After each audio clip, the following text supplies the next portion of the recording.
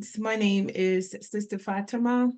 In the name of Allah, the Beneficent, the Merciful, welcome to our second Emergency Preparedness Workshop.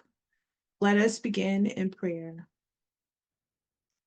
Bismillah ar-Rahman ar-Rahim. Alhamdulillah Rabbil Alameen. Ar-Rahman ar-Rahim. Maliki Yawmiddin. Iyyaka na'budu wa iyyaka nasta'in. Ihdina siratal mustaqim. Siratal ladzina an'amta alayhim. Ghayril maghdubi alayhim waladdallin. Ameen. In the name of Allah, the Beneficent, the Merciful, all praises due to Allah, the Lord of all the worlds, the Beneficent, the Merciful, Master of the Day of Requital. Thee alone do we serve, and Thee alone do we beseech for help. O Allah, guide us on the right path, the path of those upon whom Thou hast bestowed favors, and not of those upon whom Thy wrath is brought down, nor of those who go astray. Ameen. Greetings and welcome again to our Emergency Preparedness Workshop. Today we have some really unhappy news. We have experienced the loss of our beloved brother Joshua Farrakhan. Our prayer, love, and condolences go out to Brother Minister Farrakhan, Mother Khadijah, the Farrakhan family, the Muhammad family, all of the believers of the Nation of Islam, as well as all of the extended family and friends of our dear beloved Joshua Farrakhan. He will truly be missed. Okay, so today we are going to cover 3 different areas of emergency preparedness. Our first presenter will be Sister Latifah Shabazz Hassan. She will share with you the herbal emergency kit, where she'll be sharing what items to go in that kit, as well as additional information.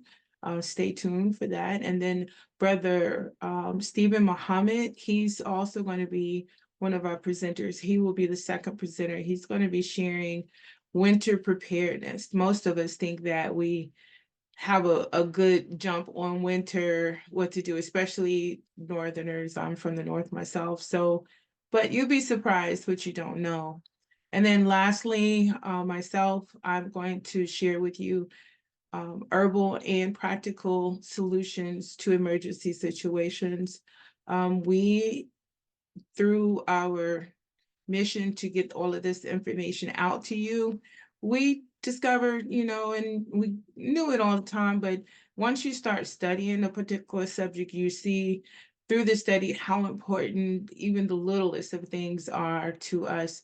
And it's important to stay prepared at all times, not just when you think something horrible or an emergency is coming, but at all times. Now, we don't want you ruminating. You'll find out what ruminating is later in the discussion, but we don't want you stressing and that sort of thing. We want to arm you with knowledge and information so that when an emergency comes, you'll be prepared and you'll be able to take action without panic. So that's the main concern and the main point of having these workshops. This is the second workshop of a series that we plan to extend to all of you is coming forward. And let's see, at the end, we will have a list or the information where you can reach out to us, ask any questions, dialogue with us. Tell us how you like the presentation, the workshop. If there's any pointers that you like to share with us, how we can better the presentation or the workshops, what you like to hear about, what you like to know about. We'd love to hear from you. If you are in a position where you could take notes, please take notes. And then, of course, that'll help you to remember any questions that you might have. All right. So thank you again for attending, and let's begin. Greetings. My name is Sister Latifah Shabazz Hassan. I'm a certified herbalist. I teach a course, a certified herbalist course, which I started in 2020. I've certified over 70 herbalists since then. So something I really enjoy doing. I love sharing information about herbal medicine, plant medicine, and I have this personal mission where I feel like every household should have an herbalist. So I'm on this mission just to continue teaching people about herbal medicine and how practical and easy it is to use. So today I'm going to be teaching you about establishing and creating a herbal first aid kit.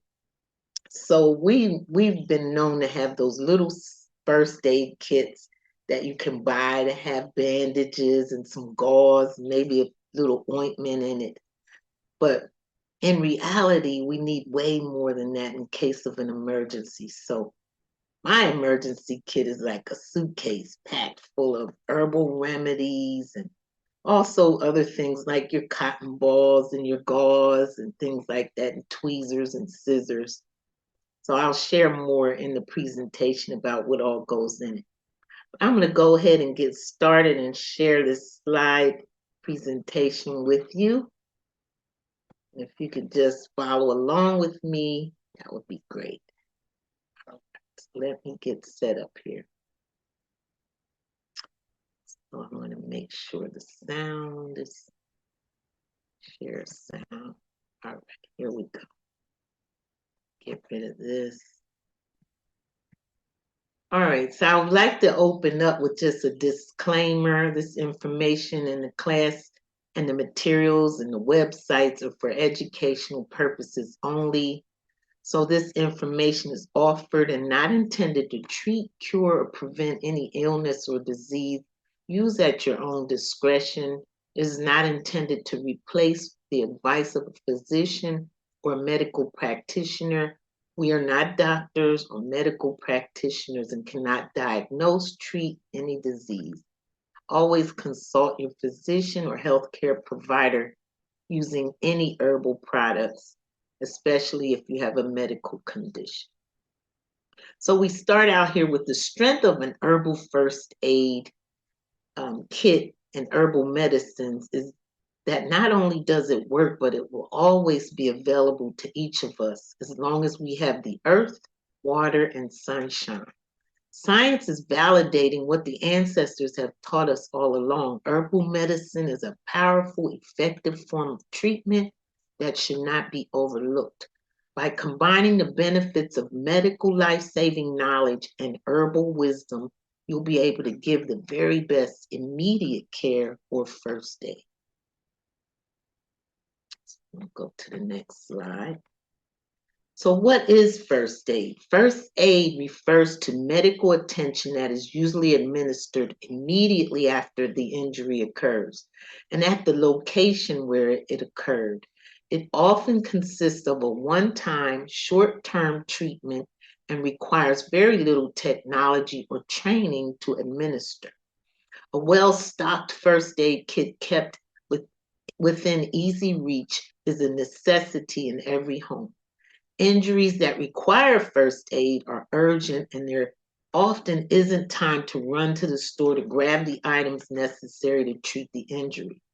It's convenient to have everything you'll need on hand. In this class, we'll look at some natural/herbal medicines you can include in your home first aid kit.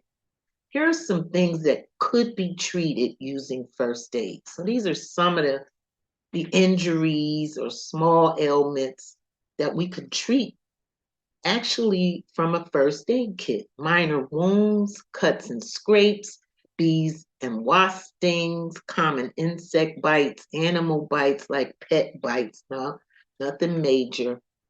Minor burns, nausea, vomiting, diarrhea, constipation, nosebleeds, earaches, a cold when you feel a cold or flu coming on, sore throat, blisters, splinters, toothaches, mouth sores, any kinds of sprains, muscular injuries, like you pull a muscle, or poison ivy, poison oak, rashes, skin outbreaks, removing debris from the eyes, heat exhaustion, dehydration, and heat stroke. So that's just a short list of some of the things. And as you can see, these things could happen at any point. I mean, all of us have had insect bites or bee stings or some of these. So it's just great to know that we can work with these things right from our first aid kit.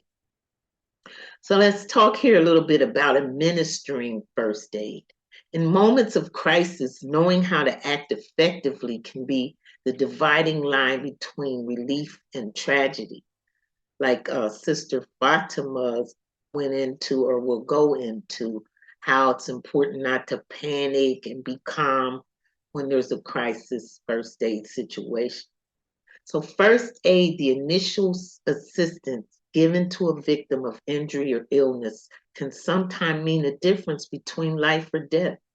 The significance of first aid also aids in reducing pain if someone's in severe pain, or the severity of an injury during an emergency. So these are 6 steps that can help you be more prepared, and I'll try to get through these quickly.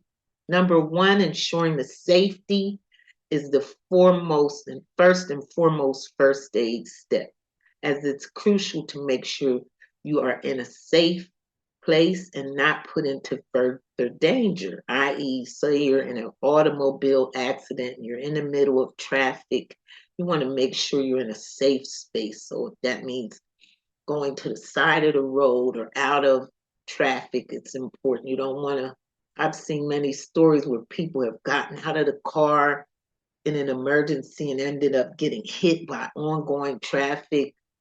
So just being mindful of being safe. Also cases in a violent space, if you're somewhere where gunfire is being had or it's violent, you want to make sure you can get to a safe space so that you can administer the first aid if possible. In a storm, you want to make sure you're out of the storm, those sort of things. So number 2 is knowing when to call 911 is a crucial first aid situation. Is crucial during a first aid situation, excuse me. Certain conditions and incidents are time sensitive and require immediate professional medical intervention. So when calling emergency services, it's important that you try to stay calm, provide clear information about where you're located, the condition of the injured person, and any other relevant details. Follow instructions given by the emergency dispatcher. So while you're on the phone, they'll ask a lot of questions. They may give you instructions on raise their head or lower their head or don't move the body. So you want to be very clear when you're listening. Step 3, evaluating the injured person's condition is a critical step in first aid. So it's not like we're going to try and diagnose what's going on. As I said, we're not doctors, but it's crucial just to stay calm and focused. And if you're unsure what to do, it's best to wait for professional help. So, but I'm sure you're able to determine if they're bleeding. Do they have a pulse? Are they breathing properly? Things like that, which will be important to relay to the emergency dispatch person. So you want to be able to check over the body, I would think, to make sure you're able to see what types of injuries the person has. So if they're saying, oh, I'm stuck, there's gunfire, oh, my stomach hurts, you want to be able to see, were they shot? Is there an injury that you want to report? So that's what we mean by just evaluating the condition. Number 4, provide basic first aid procedures. This is the time to use what you know. This is why first aid training is essential. Consider taking a CPR course at Red Cross. That's important. Step 5, providing comfort and reassurance is a vital component of first aid that often gets overlooked. A calm and supportive presence can help reduce an injured person's anxiety and pain levels and can also make them more cooperative during the treatment process. So just being calm, speaking to the person who's injured, being comforting to them is very important. And step 6, handing over to professional medical help is a critical final step in first aid. When emergency services arrive, it's essential to communicate effectively to ensure that the injured person receives the possible care, the best possible care. So if, say, they've lost a lot of blood, that might be something that you want to hurry up and communicate to the professional. They've been laying here for 20 minutes, consistently bleeding, or anything like that, that would be important to tell. All right, let's go to the next one. So this one, I'm asking you to get a paper and pencil and write down any of these items you have in your home. So how many of these 48 items do you have in your home? So just take a look at this list and skim through and see. You don't have to write down each one that you have, but just quickly observe and say how many on this list you might have. So you have your rubbing alcohol, your vinegar, witch hazel. I'm not going to read through the whole list, but a lot of these are common things that we would have at home. In my house, I have Vaseline, I have olive oil, I have coconut oil. Everyone has a little baking soda or oatmeal or table salt. Things like cinnamon, Epsom salt, even sugar, cranberry juice, a cucumber or banana in your fridge. We all probably got a little bleach. Things like cloves or turmeric in our spice cabinet, radishes, thyme, basil, just your regular butter. How many of these would you have in your home? Let's go next. So all of those items can be used traditionally in home remedies. And I just wanted you to realize that a lot of times we have things right in our house that we don't even realize can be used for medicinal purposes. And that's what they did. Our ancestors did. They used a lot of common things that we have right at home. So yes, most of the ingredients in the home remedies are used in food and were most likely used by our ancestors for survival. Home remedies have been used for a very long time and found to be effective for most minor emergencies. Excuse me. One of the biggest mistakes we make is almost abandoning these items in favor of artificial chemical ingredients. Now we are paying the price in the form of a weakened immune system that makes us more vulnerable to a variety of diseases. So it's absolutely important that we begin to learn how to use more natural remedies for our health, even in emergency situations. So what are the advantages, say, of using home remedies? Number one, they're natural, so you don't have a lot of chemical side effects or reactions. Number two, they support a healthy lifestyle. 3, they're milder and less side effects. 4, they are reliable. And 5, they're cost effective. Now, what are some cautions when we're talking about natural remedies? So some herbs are poisonous. So we're not going to think that every herb or every plant that we come across is safe to ingest, because that's just not the case. So it's important that we learn to identify, especially if we're in a survival situation where, say, we're in the woods, we realize there's a lot of medicine in the woods, but we have to understand how to identify and make sure they're safe, because there are a lot of lookalikes in the plant world. Some are safe, some are not. There's also a risk of overuse and allergic reactions. So that can happen. Some things people are allergic to. Me personally, I'm allergic to sea vegetables or seaweeds like kelp and spirulina and sea moss. I'm unable to take. I also have a shellfish allergy. So because of the level of iodine, and there's a lot of iodine in these sea plants. So things like that, there can be allergic reactions. The need for proper diagnosis is important.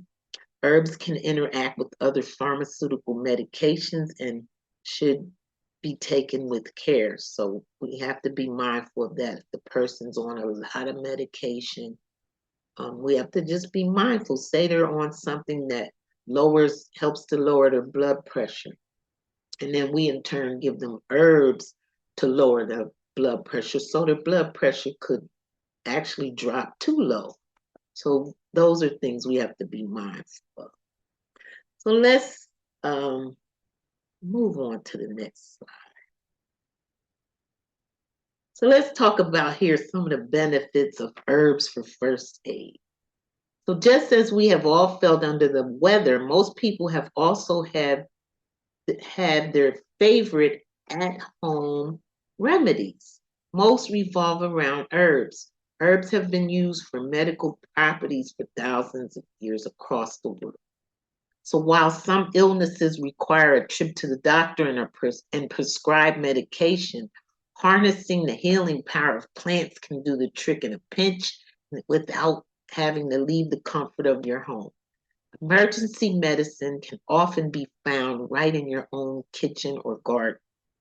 Be prepared by equipping your first aid kit with important herbs that you need for first aid. While most first aid kits on the market come equipped with a few pharmaceutical remedies, there is simply no equivalence for many natural first aid remedies. Herbs often work better and are safer.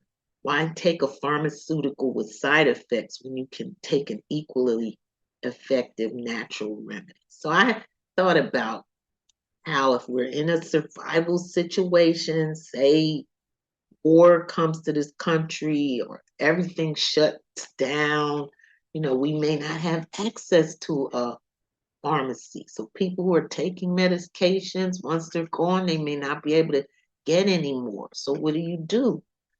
Learning about natural remedies can help supplement that in the case. You have some cinnamon in the house or some things in your spice cabinet that you can make a tea or a poultice or some sort of home remedy out of can be very effective.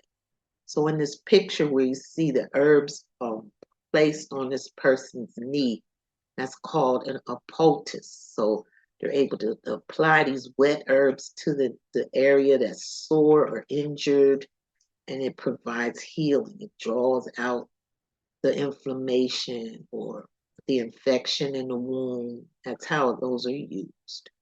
All right, in the bottom picture, they're using what's called a compress, which those cloths have herbs in them, which could be used for sore muscle pain or any type of strain or injury in that sense. Let's move forward. So let's talk about some forms of herbal medicine for first aid. So we know we have herbs, but how are they used for medicinal purposes and for first aid purposes? So first off, we have your herbs for teas. What happens if you don't have a stove? So you can still make tea just by sitting the water in the sun with the herbs in it for a few hours. We have infusions, which are different than teas. In infusion, you use a lot more herbs. So in a tea, you use 1 to 2 teaspoons to a cup. In infusion, you fill a quart jar halfway full. Then pour your hot water over it and let it steep for 8 hours. And it's a way more powerful medicine.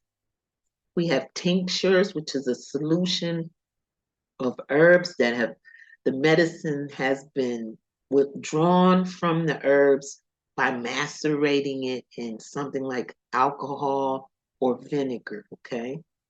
Herbal syrups can be made, oils, salves, vinegars, honeys, can create bath salts and soaks, compress, which I talked about earlier, poultices, ointments, rubs, liniments. There's eye washes. There's actually an herb called eye bright that makes an amazing eye wash. You can do ear drops, or for ear infections, you can create medicines for that.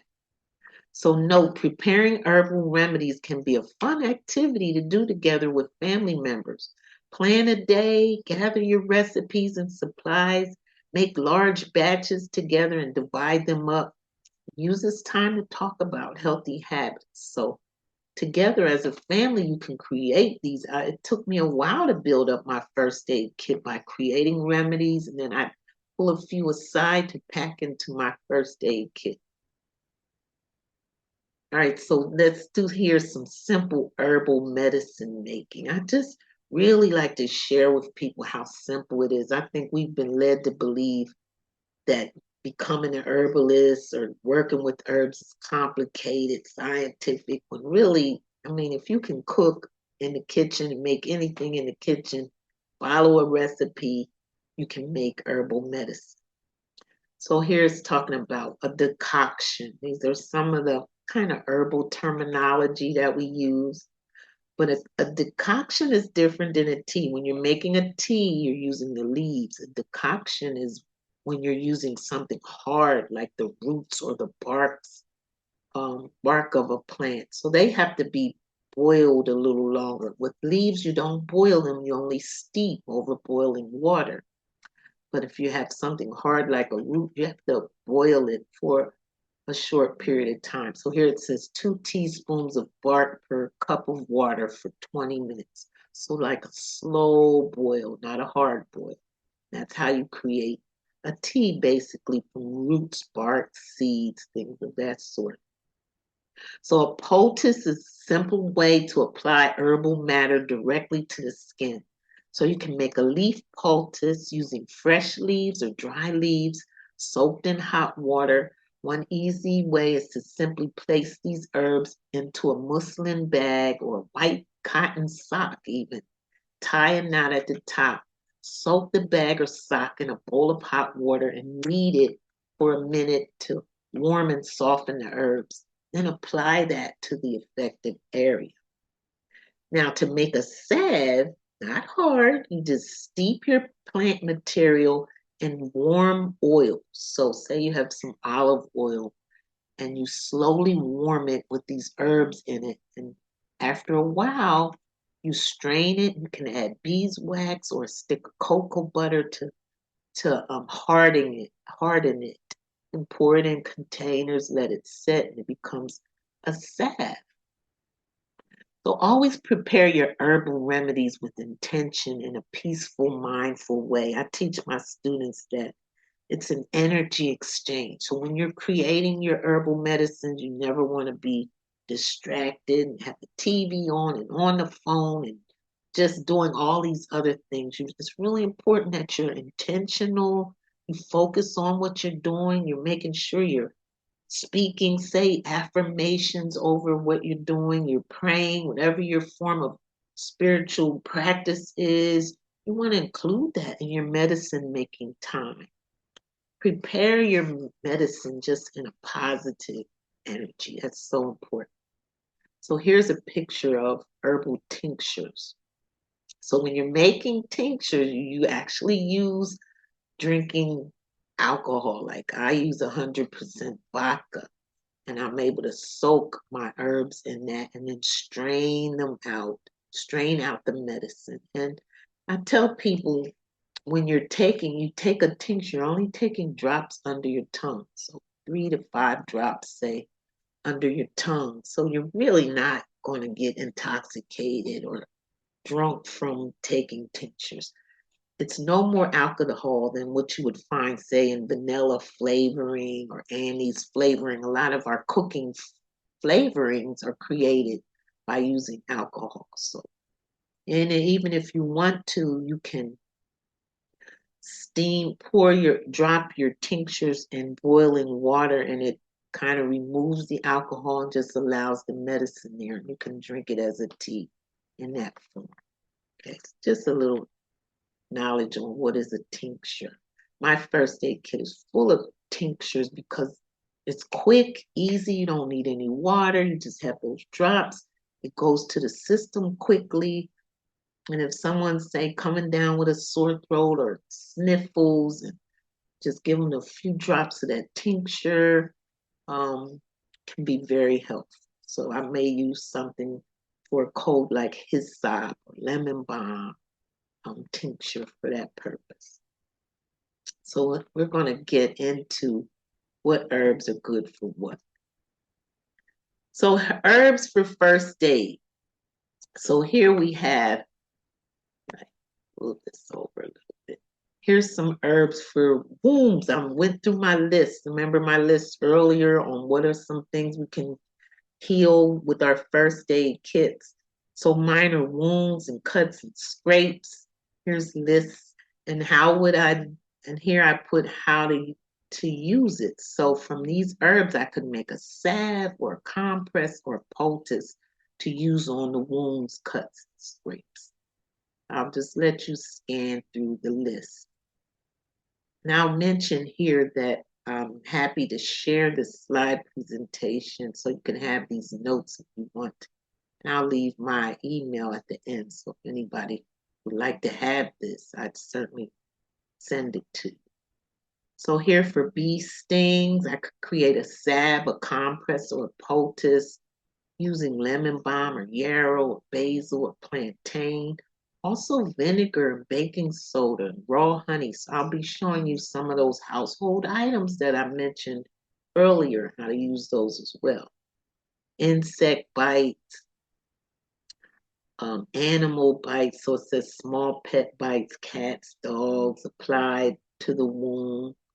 Minor burns. We all know aloe vera is great for burns. Calendula. There's some herbs that we can use. Let's scroll on through the next page. So here we have nausea and vomiting. Some herbs we can use: peppermint, ginger, chamomile, cinnamon, fennel, baking soda, diarrhea, constipation. Here's lists of herbs. Things like nosebleed, for example, nettle tea. You can dip some cotton ball in the nettle tea solution and place it in the nose until the bleeding stops. Very healing. Apple cider vinegar stops bleeding instantly. Place apple cider soaked cotton ball on the affected nostril for about 8 to 10 minutes, and that will help. Earaches, using something I just told someone recently about putting a chamomile tea bag on their child's ear. They had some infection in their ear, and how helpful that could be for the pain. Now, she did get an antibiotic for her daughter, but I told her to still use that chamomile to help relieve the pain in her daughter's ears. Very helpful. Colds and flus, I've mentioned several herbs, and I try to stick with herbs that are pretty common in household, easy to access. So rosemary, sage, ginger, peppermint, garlic, a toothache, even some things you can use. Clove is excellent for toothaches. Making a mouth rinse or placing the tea on a cotton ball and putting it in that area. For sprains, comfrey is powerful externally for a sprain. I personally had a torn rotator cuff, and I didn't want to get the surgery, and I just tried laying comfrey leaves, warm comfrey leaves on my shoulder at night especially, and I'd wrap it and go to sleep. If I had a lot of pain and I wake up in the morning, all that pain would be gone, and eventually it healed and I never had trouble again. So comfrey is really powerful for any kind of sprains or tears. Poison ivy, poison oak. Here's where your oatmeal, your baking soda, coconut oil comes in handy. Even cucumber is cooling and soothing to rashes. Cleansing your eyes. Remember I mentioned the eye bright. Golden seal is useful. Heat exhaustion, dehydration. This one is pretty powerful. People probably don't know a little apple cider vinegar in water makes a great way to help with dehydration. It rehydrates the body. Lemon balm, coconut water, excellent for dehydration. Lemongrass, lavender, your mints. So see, easy stuff. So here, I just wanted to just show even more some of the benefits of some of these things we have right at home in our kitchen. So it says, and how important it is like to maybe research some of the things from the list. So you have all those things in your home, but just researching, just go online and say, what is this baking soda good for medicinally? What is honey good for? What is cinnamon good for? Go through your cabinets and just learn, and you'll be amazed at some of the things they're good for. It says nature provides us with so many cures. Take your health and wellness into your own hands. Just take a look at all the items you wrote on your list. These are your medicine. When you take time, what it says, when time allows, I encourage each of you to research how each are used medicinally. You will be amazed at the amount of uses they have, these normal household items. Prepare a small case or a box with some of the herbal/natural items in it, along with some of the tools mentioned, to create your own personal first aid kit. Honey is one example of something to include. Let's just look at a few things that can be useful. So honey is anti-inflammatory. It's good to help reduce itch and irritation of insect bites. Honey is superior in maintaining glycogen levels and improving recovery time. It has been known to enhance athletic performance. Wounds and burns. Honey can be used as a natural cure and first aid treatment for wounds, burns, and cuts because of its antibacterial properties. It prevents infection and functions as an anti-inflammatory agent. Honey is full of polyphenols, a type of antioxidant that helps to protect cells from free radical damage. Recent research shows that honey may help disorders such as ulcers and bacterial gastrointestinitis. Also good for sore throats, coughs. Move my picture here. Recent study shows honey helps with coughs, especially buckwheat honey. Remember up here at the top it says no honey for infants. That's important. Let's go to the next slide. Benefits of apple cider vinegar. So sore throat relief, no more stuffy nose, natural energy booster, helps with blood sugar levels, prevents indigestion, can clear up acne, relieves constipation, fights acid reflux, promotes good gut bacteria, detoxifies the body, aids in weight loss. So you want to make sure we got number 1, honey in our first aid kit. Number 2, some apple cider vinegar. Over here we have baking powder. Helps with digestive and issues, reduces ulcer pain, soothes heartburn, neutralizes stomach acid, boosts immunity, boosts kidney health, whitens our teeth, kills bacteria and fungi, exfoliates the skin, relieves skin irritation, helps prevent cancer. How about lemon? Good for the stomach, excellent for skin care, aids in digestion, throat infections, relieves fever, acts as a blood purifier. Now, it's not that you want to pack up a fresh lemon in your first aid kit to just store away. But if it's something that you can grab at the last minute, if you have some lemons in your fridge, or just making sure. I keep some lemons in my fridge just because I know the many uses of them. All right, so I'm bringing this to a close and I don't want to keep you too long. So why is a first aid kit important? Having one ready provides temporary aid until you can get help. No kit means immediate help. No kit means no immediate help. I'm sorry. Precious time to respond can mean further injury, life, or death. Small injuries can become big injury. The longer you wait for treatment, the more severe your injury can become. It gives you tools to prevent the situation from becoming worse. In some situations, if a patient doesn't receive basic first aid care, immediately their situation will deteriorate, often rapidly.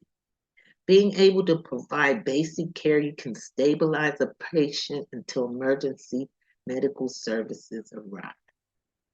So I teach classes on how to make a lot of these remedies for those of you that just aren't familiar at all with how to use herbs or make remedies. I often teach classes, and you feel free to reach out to me and I can keep you updated on the classes I provide. With today's internet and all this information out there, you'll find a lot of recipes right online. So you can learn how to make infused honeys or herbal cough syrups and things of that sort. So if you'd like to learn more about herbal medicine, please send me a request. Here's my email address. I like to use this one, herbschoolinfo@gmail.com. So thank you so much for your time. I hope you learned a little something from this class and start working on getting your herbal first aid kit ready. All right. Peace and blessing. Okay, Brother Stephen, I'll turn it back over to you. Can start. Brother Stephen is emergency preparedness individual. He has been working with emergency preparedness for some time. He's actually going to share with you today the winter preparedness. Now, of course, Sister Latifah and I, we are in Georgia, so the weather is not as stringent on us as it is in northern parts of the world or colder parts of the world. But there was a year here in Atlanta, in Georgia, where Atlanta froze over and Atlanta was not prepared.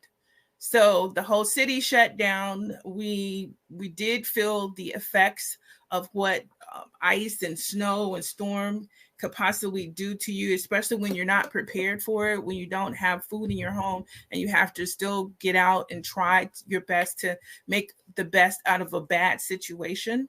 So Brother Stephen is going to share with us some techniques and knowledge on how to help ourselves in an emergency situation dealing with the cold, rigid weather. Brother Stephen? All right. Thank you. Yes, sir. In the name of Allah, the Beneficent, the Merciful, I would like to greet all of you in the greeting words of peace of Assalamu alaikum.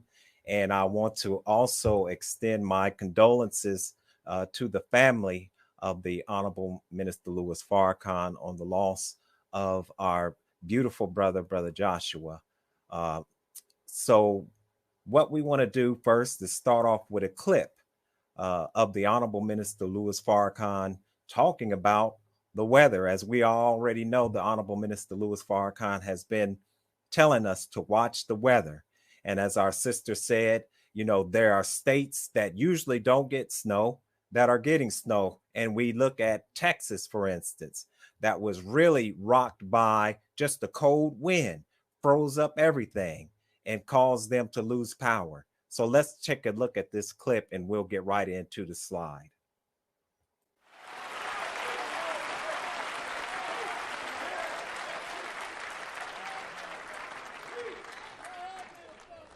This is the day of battle. Gather all nations down into the valley of Jehoshaphat. There will I plead with them for my people, whom they have sold. God is marching today. Boston, have you dug out yet? Is it cold enough for you now? Planes can't fly. Ambulance can't come. Police cars can't ride. Too much snow. See, you don't control that. The Bible says, I stored up snow in the north to bring down in the day of battle. This is the day. It's going to get rough and rougher. Snow on the East Coast, flood on the West, fire, tornadoes, hurricane, earthquakes. You ain't seen nothing yet. Nothing. All right. And as we all know, the Honorable Minister Louis Farrakhan is, for many of us, the voice of God. You know, he is the one who allows us, who allows us into the mind and thinking of God, right? And we know that today is that day of war. And so let's look at some of the things that we want to do that we can, so we can prepare ourselves as best as possible when it comes down to a natural disaster. So let's go ahead and get right on into it. Hopefully you all can see the screen. And so I have put together a book, and we'll put the link into the chat where you can go and get this book for free by signing up to our email list, or you can purchase the book for $5. And it's Winter Ready, Your Ultimate Guide to Winter Preparedness. And this quote is by Brother Dawood Muhammad, who you may know his radio name, Wisdom to See. And he said, make your home a sanctuary and not a cemetery. Let's get on into it. The book is called Winter Preparedness. It has links to resources, emergency resources, first aid kit, weatherization, home, how to weatherize your home, your car, even insurance provider information, and emergency communication devices. And once again, you know, you can get this book by for free. It's a PDF with links, hot links in it, and you can get it for free by signing up to our email list, which I'm going to put into the chat as soon as this is finished. So let's look at this. It says introduction. It says, welcome to the Winter Preparedness Forum, Surviving the Cold, your ultimate guide to a vital resource designed to empower the Black community with essential knowledge and strategies to navigate the challenges of impending harsh winters. And when we say impending harsh winters, you know, when we look at the extreme weather, we can't think that the winters won't be any more or any less extreme than what we see as far as the wildfires, the hurricanes, the tornadoes. Everything is getting more extreme, even the heat in the spring and summer. So as we saw in the clip by the Honorable Minister Louis Farrakhan, you know, God has stored up, he has treasured up snow in the north to be used as a weapon. So brothers and sisters, regardless to what state you may live in, it would behoove you to prepare just in case that winter might find your state. So I'll use this parable. There were two builders decided to construct their houses side by side. The wise man took the time to lay a strong foundation, insulate the walls, and ensure that the roof was sturdy. The foolish builder, however, rushed through the construction, neglecting these precautions.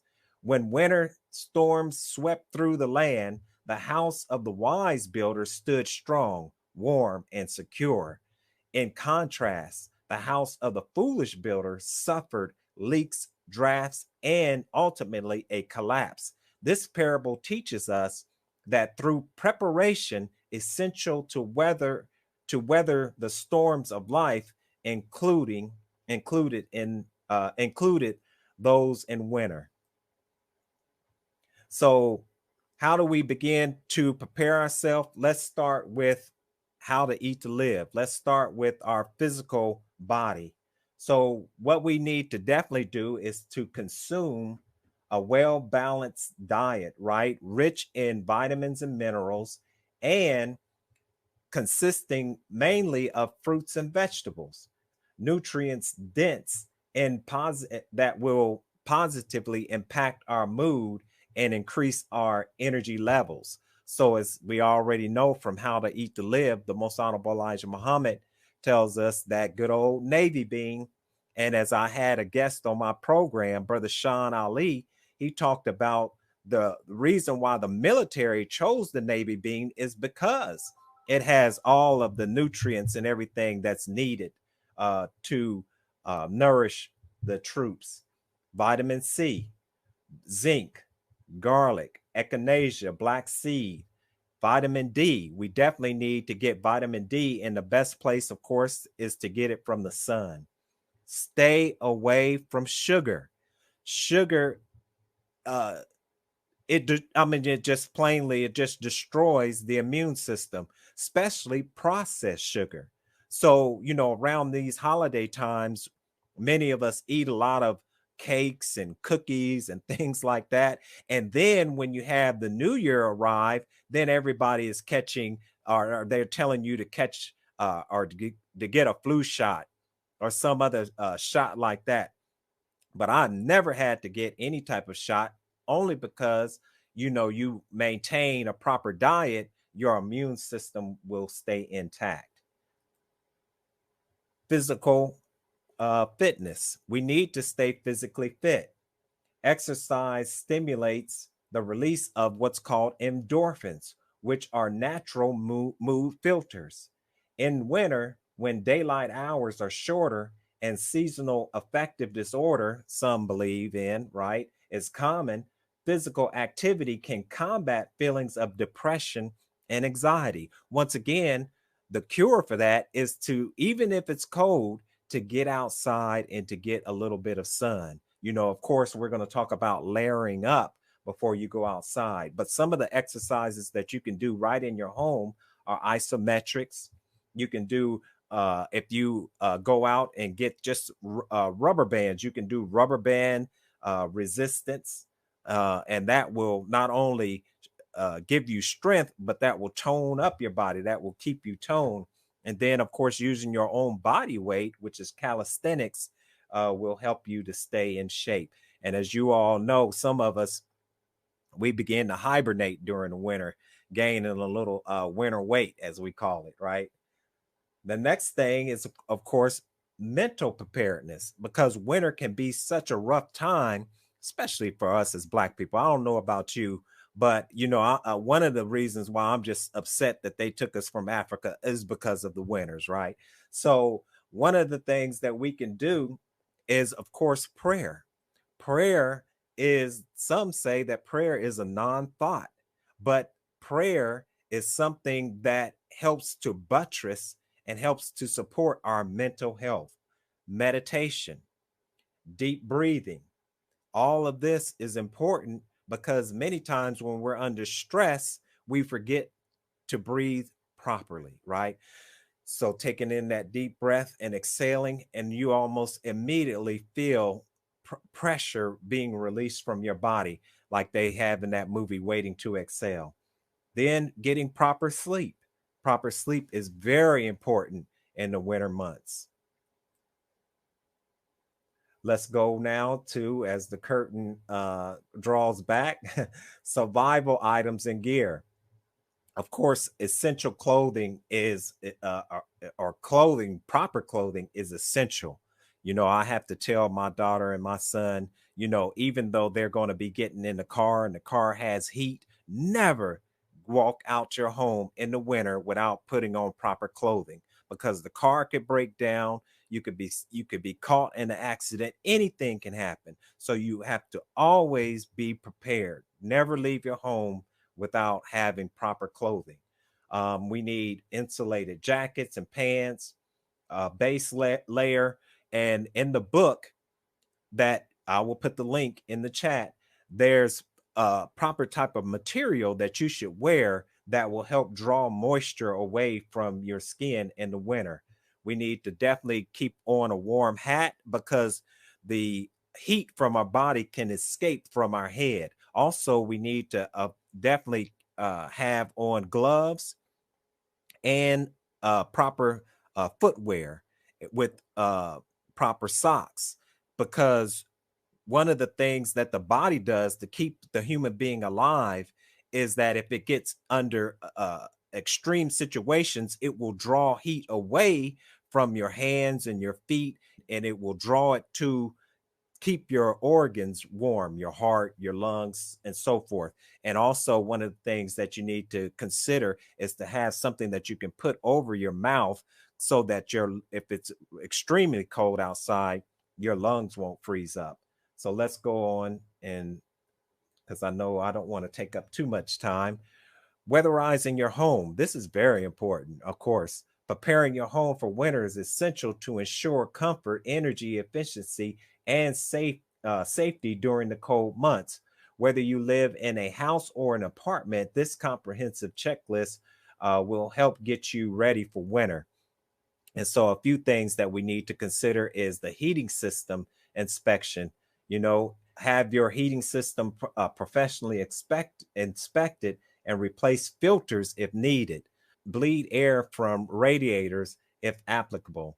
Seal drafts, and this you can do by, if you can put plastic around certain windows, even cardboard to keep out drafts. You can also get you a towel and put it underneath the door to keep drafts from coming into the home, because that's also wasting a lot of money when you have those type of drafts. And so we want to definitely look at heat insulation. And one of the things we want to always do in winter is we want to check our carbon monoxide detector and our smoke detectors, because a lot of people burn up in the winter because they may have the oven on, they may have a heating source on, and it catches on fire, candles, and it catches on fire. So we want to make sure that we have those things in place. Winterize your home, as we were saying, as you can see, money floating out of the window. So we definitely want to make sure that we, cover that area. And so once again, just go get that book. It's free. Just sign up to our email list or purchase it just for $5. Either or, it helps out. It helps us to continue to bring this information to our community. Now, car maintenance is very important. Winterize your vehicle is critical steps to ensure your safety and the reliability of your car during the cold winter months. Here are some of the reasons why you should winterize your car. And visibility. Winterizing includes checking and replacing worn out wiper blades and ensuring your defrost and heater are working correctly, providing clear vision. So, if you go out and your defrost doesn't work, it's going to be just difficult, very difficult driving, if not impossible, because of the temperature inside the vehicle, outside. So the windows are frosted up. So that you definitely want to make sure you have in place. Fluids and lubricants. Lubrication. Cold weather can affect fluids like oil and antifreeze. So you definitely want to have them topped off. You don't want your oil to be old. You want to make sure that all of those are in its proper in proper levels. Of course, check your tires. If you can, buy winter tires because they'll give you better traction. And if you don't have winter tires, then just be cautious driving. Of course, don't drive too close to the vehicles that are in front of you. Give yourself proper braking distance, which is more than what you would have on a dry surface. Make sure that your battery is strong, because the cold air also siphons the energy out of your battery. So if you have a bad battery, then you might walk outside and your car might not start, right? Also make sure your fuel, some of us, we drive just above E. Well, in the winter, just pretend that the halfway mark is on E. That's what you should do. So whenever it gets close to the halfway mark, go ahead and fill it back up, because it can get cold and freeze up your fuel line. So let's go right on into power outages, right? And there are a number of different ways that power outages can happen, because America doesn't take care of its power grid. It's an antiquated power grid. The grid, as we read down and at the bottom, is 25 years old. And as of the latest information, 70% of U.S. transmission lines fall into this category, 70%. And so we have issues in the summer and issues in the winter, and what they call rolling blackouts, which means that if a power grid goes down, it could have a domino effect and cause others to go down as they try to compensate for that power grid going down. So brothers and sisters, if we have this situation, this is what you're going to have to do right here. Build you a micro environment in your home, right? So a micro environment is where you choose a room in your home that you can insulate properly if the power goes out.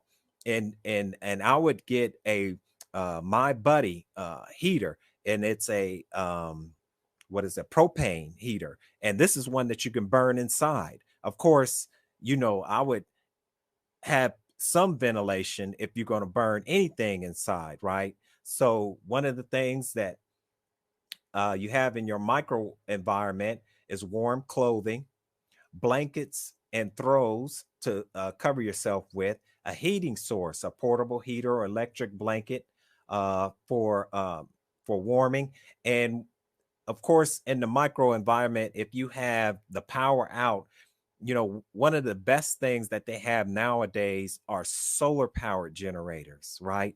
These solar powered generators are quiet, right? So your neighbors don't necessarily hear your generator and come in and try to take it or whatever.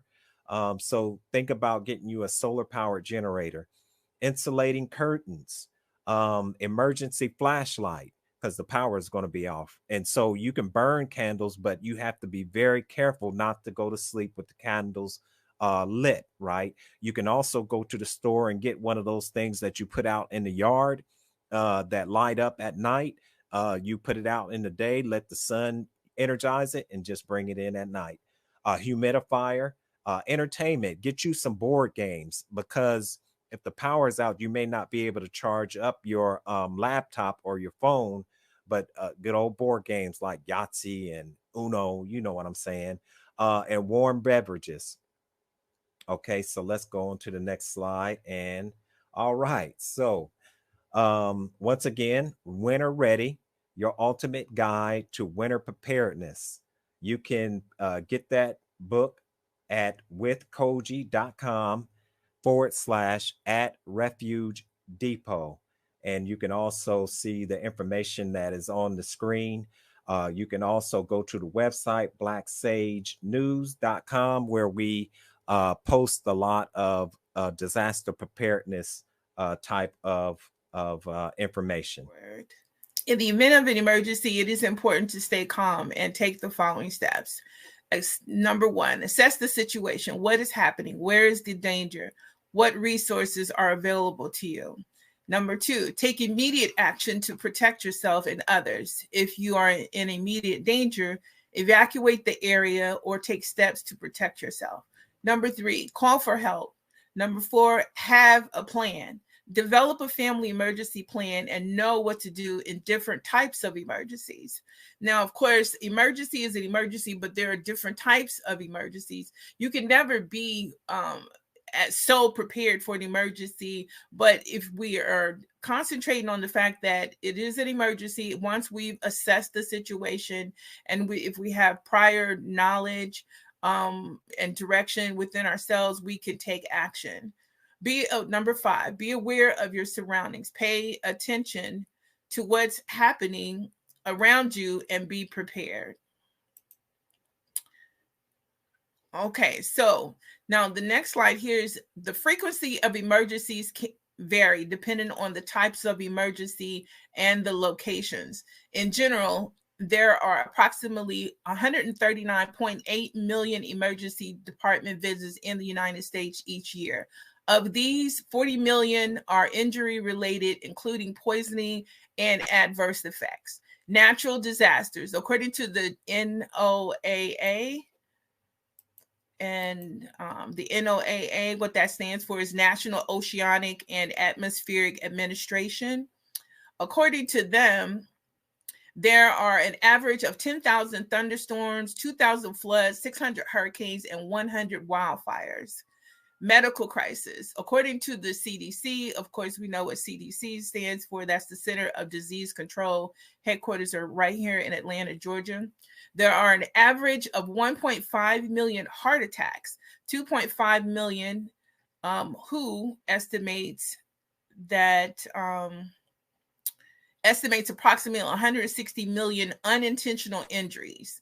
Now, of course, it is important to note that these are averages. It is also important to note the frequency of the emergencies is increasing due to the climatic changes. And of course, the climate change is expected to increase frequency and intensify to extreme weather events, as our brother has already shared with us what to do in those extreme times. Now, can thinking about an emergency cause one to happen? Can thinking about an emergency cause an emergency to happen? That's what the question is. And this question came about where I was mainly talking to various people trying to put the workshop together. Some people, they feel that if they think about the situation, that is going to bring it to you. It's going to attract it to you. And the answer is yes. Thinking about an emergency can cause one. This is because when we think about an emergency, our bodies go into fight or flight mode. This is a natural response to danger, and is designed to help you to survive a threat. However, if we are constantly thinking about an emergency, it can lead to anxiety and stress.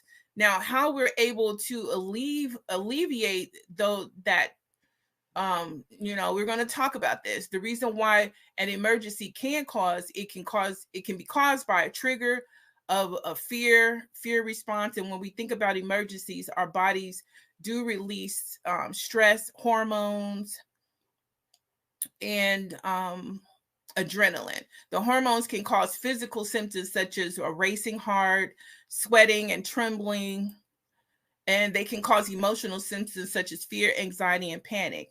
It can cause rumination. Now, rumination is a type of thinking that involves dwelling on a negative thought and experiences. And this is what we don't want you to do. This is the reason for the workshop, is that we're teaching you that even though rumination, you can bring certain energy to you. However, when you're prepared with knowledge and how to deal with the situation, you will not be ruminating. You will not be constantly thinking on what to do about this situation in fear mode or in panic mode. When we ruminate, on emergencies, we become trapped, or we get stuck in a cycle of fear and anxiety. And this can make it difficult for you to relax and to move forward through life and to strive toward our destiny, our survival. Surviving and thriving, that's what we call striving. And the only way you can strive is with the proper knowledge.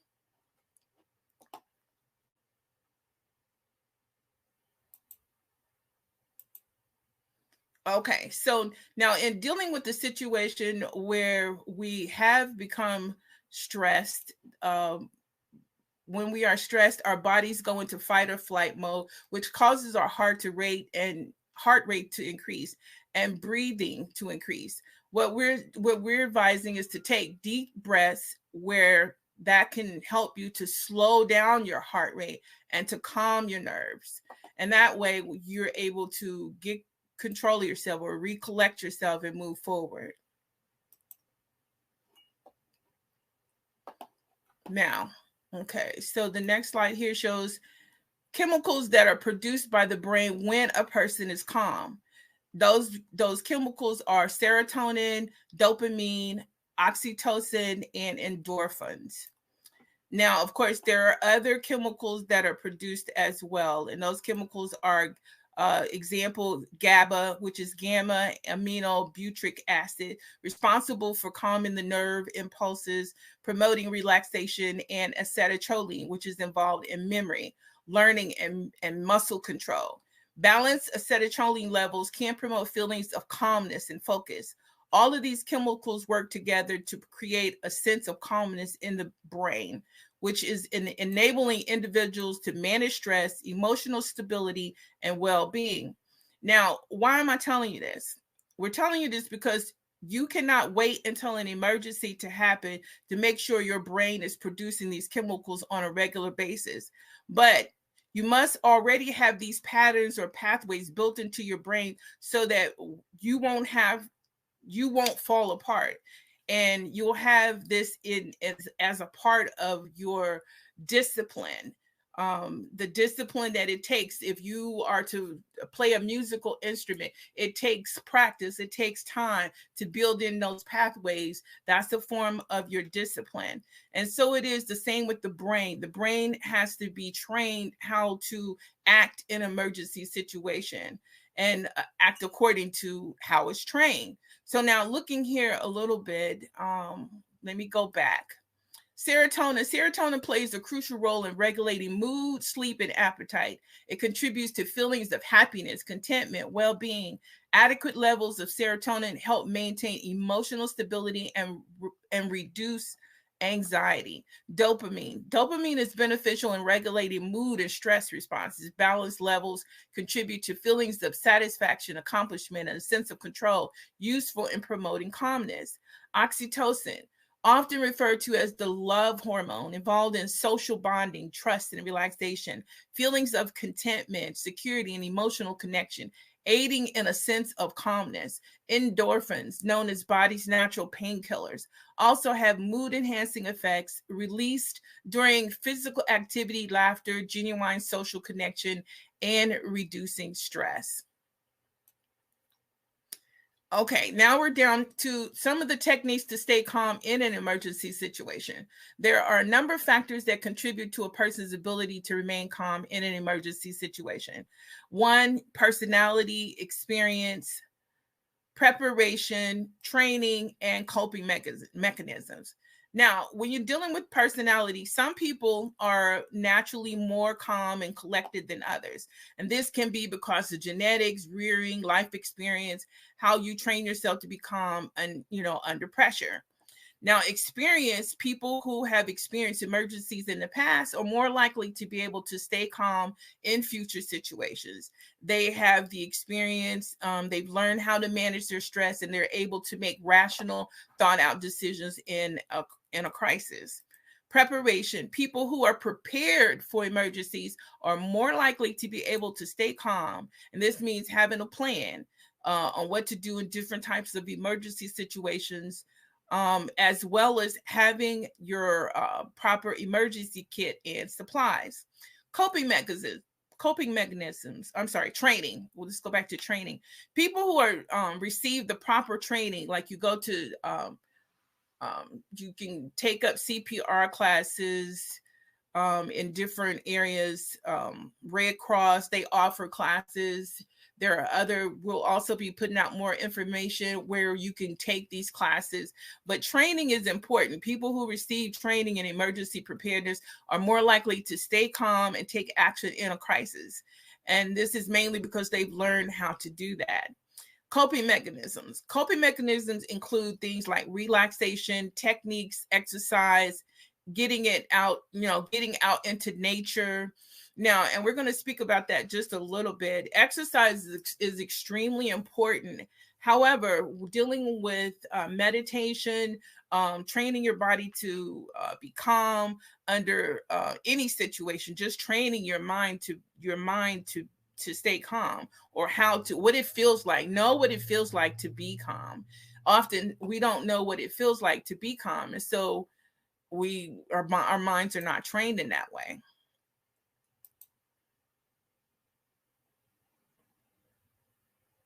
Next slide.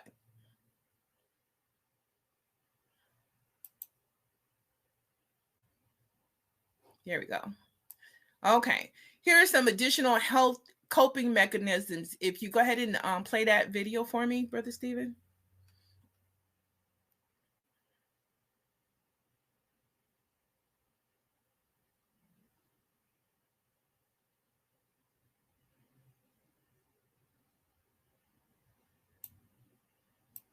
Okay, so it looks like the video is not playing.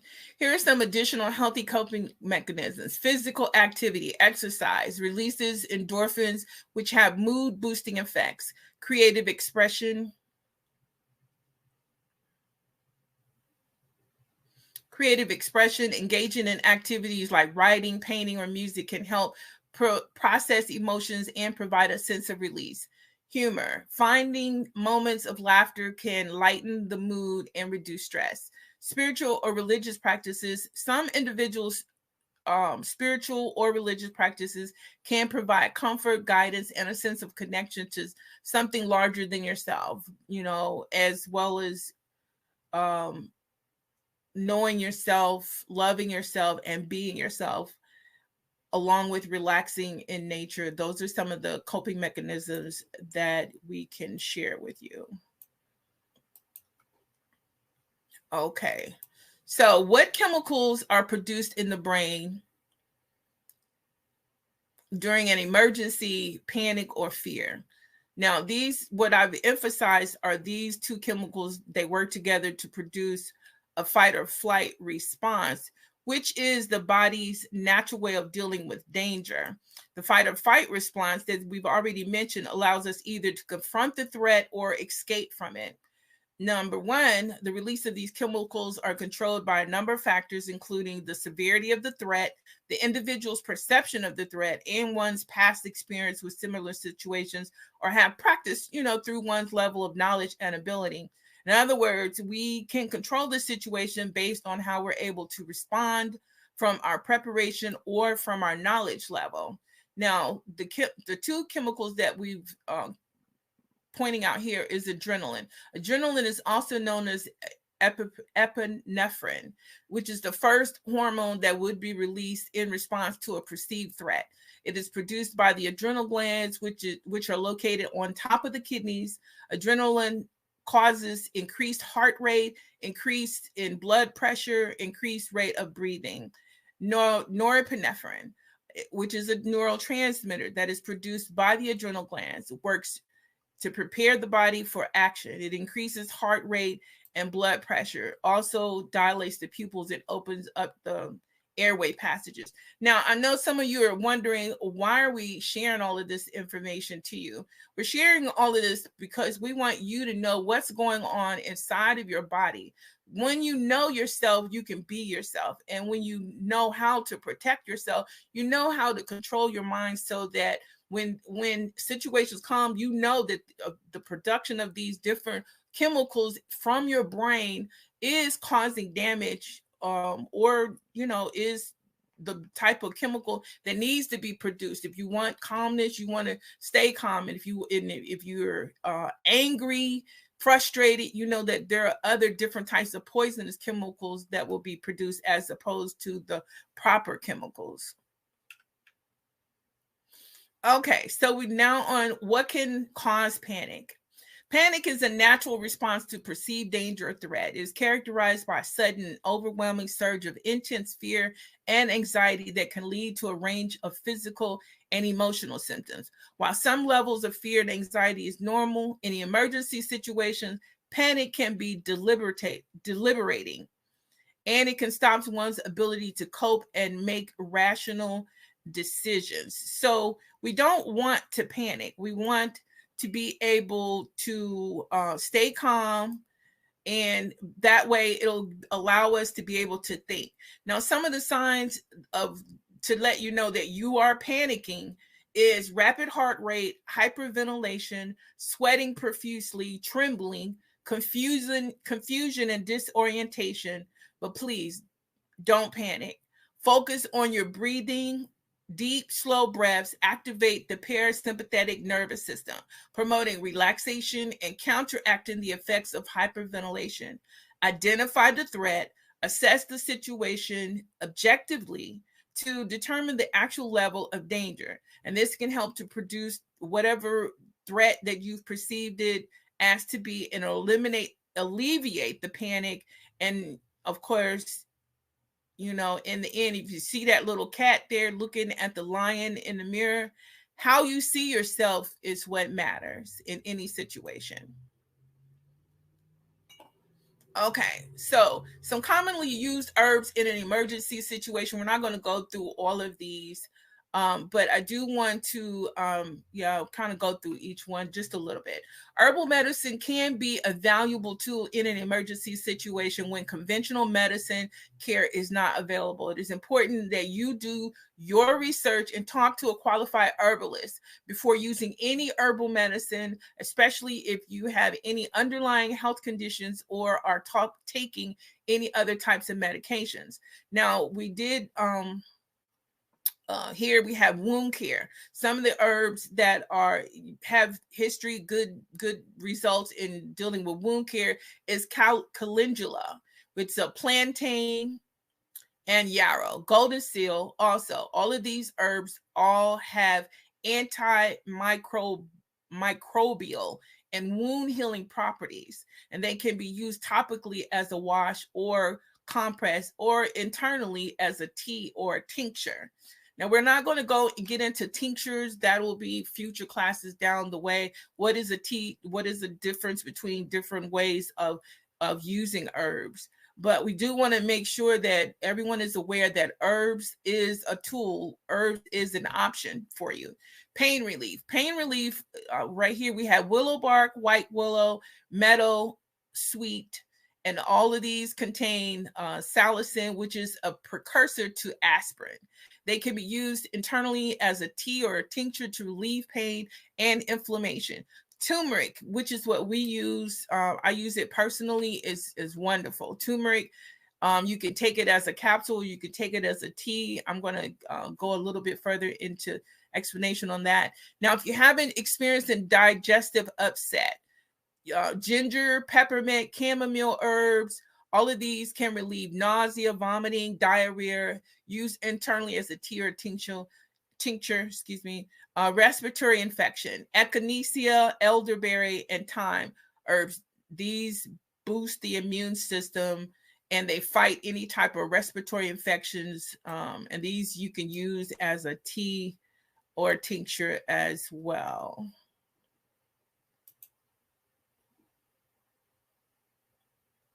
Okay, let's see. All right. Now, the question is asked, can we survive? The answer is the Honorable Elijah Muhammad and our beloved Minister Farrakhan teaches us that we must have a storage at least 3 months. We must have a 3-month supply of food, water, and groceries in our homes. And that equals up to 90 gallons of water sealed in sealed containers, 90 pounds of navy beans, 25 pounds of wheat flour, 1 gallon of olive oil or corn oil, yeast to make bread, kosher salt, and then you must have a go pack. Go ahead and pack you one, put one together. First aid supplies, and your first aid supplies would consist of gauze, neosporin, medical tape, medical scissors, pain relief pills, sleep aids, because during time it's going to be hard for you to sleep, but you're going to have to be able to sleep in order to stay strong. Okay, non-latex medical gloves, at least 30 pairs of socks, undershirts, underwear per person, solar lights, flashlights, batteries, seeds for your garden, because you always want to make sure that even still, if you have the area where you can grow your own food, you can have your own garden, you will still be able to feed yourself. Safety gloves, boots, and goggles. Now, at the price of everything that is going to continue to rise up until the shelves are empty, let us not wait until we see destruction before we realize we need months of food and water to survive. Help those around you to prepare. These are the words of the Honorable Elijah Muhammad. And the question, can we survive? Yes, by knowing the truth, we can survive and preparing ourselves for the coming situations. Okay, so this is our herb today this is our highlighted herb. Turmeric, as I spoke to you earlier. Turmeric is a turmeric root, also known as curcuma. It's a spice. Curcuma longa, that's the scientific name for it. It's a spice that comes from the rhizome, underground stem, that's what rhizome means, of the turmeric plant. It is native to Southeast Asia and has been used in traditional Indian medicine for centuries. Widely used in cooking, both for its flavor and its potential health benefits. It's an anti-inflammatory. Turmeric contains curcumin, a compound which is with potent anti-inflammatory properties, helpful for managing inflammatory conditions such as arthritis, psoriasis, and Crohn's disease. Antioxidant. It's an antioxidant. Turmeric is a rich source of antioxidants which can help protect cells from damage caused by free radicals. Free radical damage is thought to play a role in aging and Crohn's disease, such as heart disease and cancer. Brain health. Turmeric may also have benefits for brain health. Some studies suggest that it may help protect against Alzheimer's disease and improve cognitive function. And I definitely approve or suggest that you, if you don't know already about turmeric, please educate yourself on turmeric. Like I said, my husband and I, we use it. It is excellent for pain, any type of just relaxing you. It doesn't have any, I haven't seen any adverse effects of it as far as, making you drowsy. It does make you a little drowsy, like anything that is calming your nerves. Even with chamomile, it'll make you drowsy, it'll make you sleep, but it works. That's what I want to say. Okay, summary. Is emergency preparedness necessary? Yes. And I believe that we can all agree that preparedness is necessary. We're now living in a time of war around the world and unrest. And what I came across here is that the Hopi and Indian people have a rich and complex culture that has been passed down through generations by word of mouth. They basically say that this is a time of great transformation and change. And the Hopi people believe that it's important for you to be prepared for this event. Now, like what we've been taught through the Nation of Islam by the Honorable Elijah Muhammad and Minister Louis Farrakhan for over 90 years, it is also said that there will be an increase in social and political unrest. We are now experiencing that currently. These events are seen as a time where we will need to be prepared. The signs will increase in natural disasters such as earthquakes, floods, fires, social and political unrest. Now, the Hopi Indian tribes, they have a saying that there will come a time when there will be a tear in the fabric of space and time. Those who have prepared themselves will be able to walk through this tear and enter into a new world. The Honorable Elijah Muhammad warns us, the dollar will collapse and everything tied to the dollar will be worthless, including tether, Bitcoin, crypto, stocks, fiat currencies. All of these are fiat currencies. Now, the Honorable Elijah Muhammad and the Honorable Minister Louis Farrakhan warns us, before this happens, go out and get you some silver and some gold. Now, the only way for us to survive this terrible time is to follow the Messiah and prepare right now. Okay. So thank you everyone for attending the workshop.